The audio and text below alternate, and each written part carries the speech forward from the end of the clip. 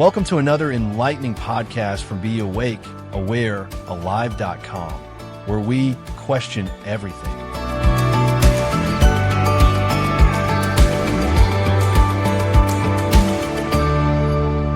The Daytime Worrier and the Nighttime Worrier. Why your abundance anxiety peaks after dark. By the Be Awake, Aware, Alive.com team. If you have ever gone to bed feeling like a financial wizard only to wake up at 3 a.m. convinced you are on the brink of ruin, you are not alone. This is not a sign of hypocrisy, weakness, or a flawed character. It is a universal human experience, yet we rarely talk about it because it feels deeply personal and embarrassing.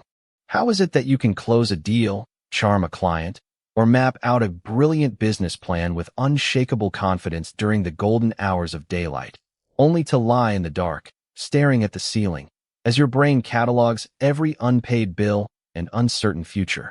The answer is not a simple "you are overthinking." It is a complex interplay of evolutionary biology, neurological network shifts, and the abstract nature of wealth itself.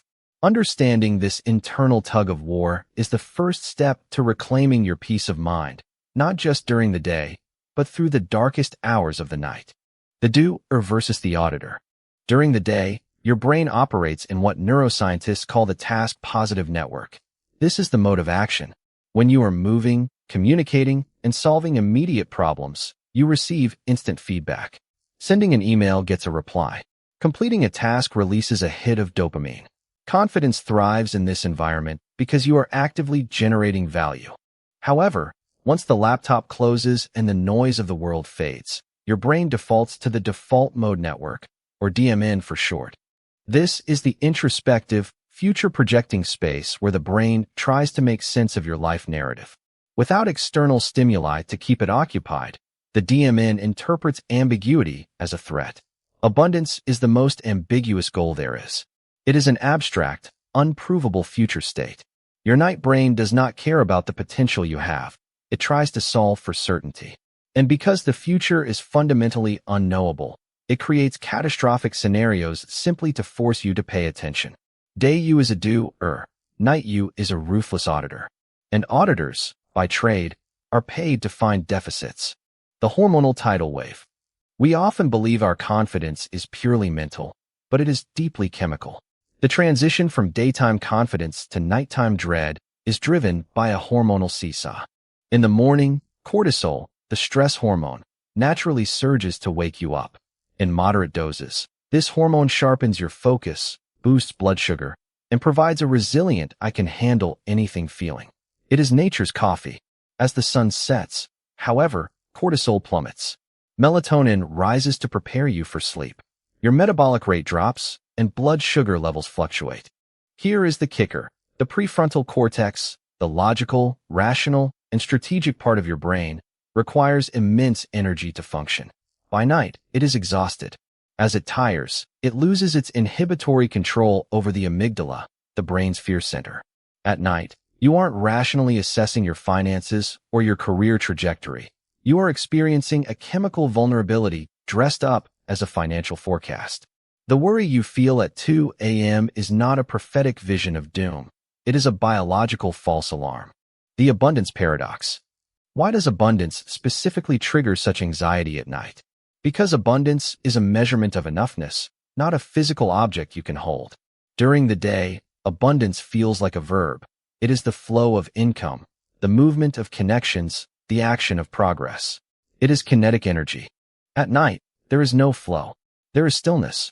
Your brain stops measuring flow and starts measuring stock. What is sitting in the bank account right now? The problem is that because the modern world operates on exponential growth and inflation, your current stock will never mathematically feel like enough to your primal survival brain. Your ancestors evolved to store fat and hoard resources for the winter. At night, you are entering a figurative winter or sleep, and your ancient brain is terrified that the pantry is empty. It doesn't care about tomorrow's potential. It cares about immediate reserves.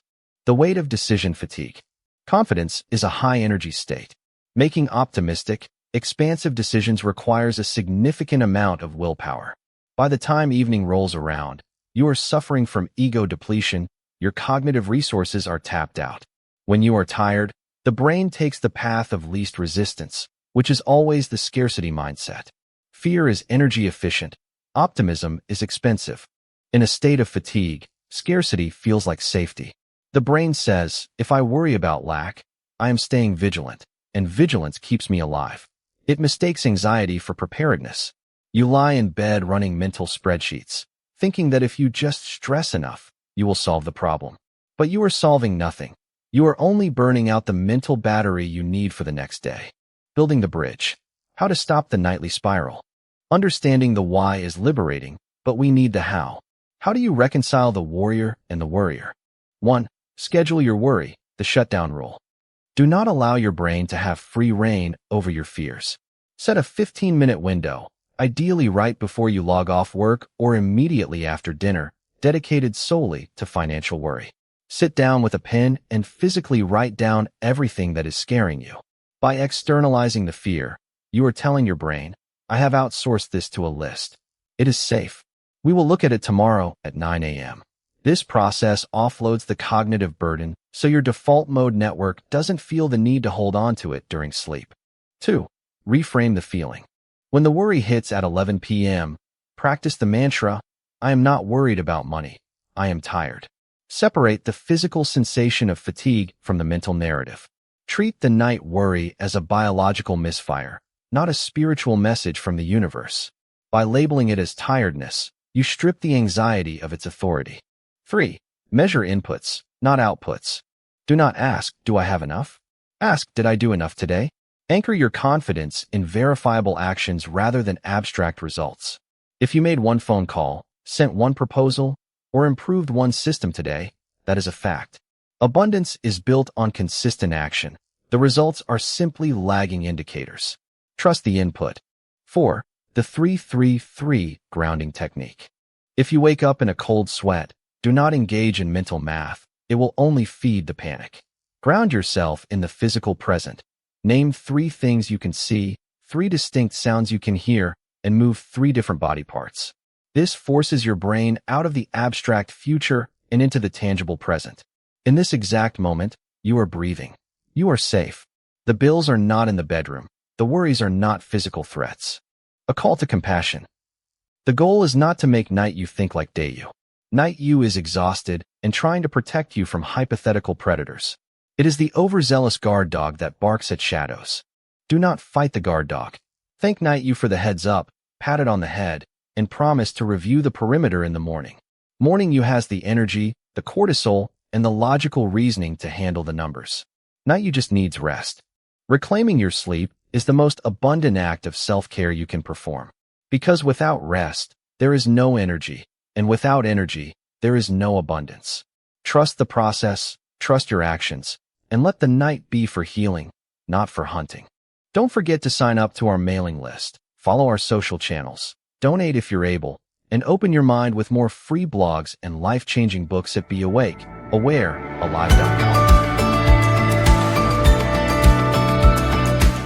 Thanks for listening to another enlightening podcast from Be Awake, Aware, Alive.com, where we question everything.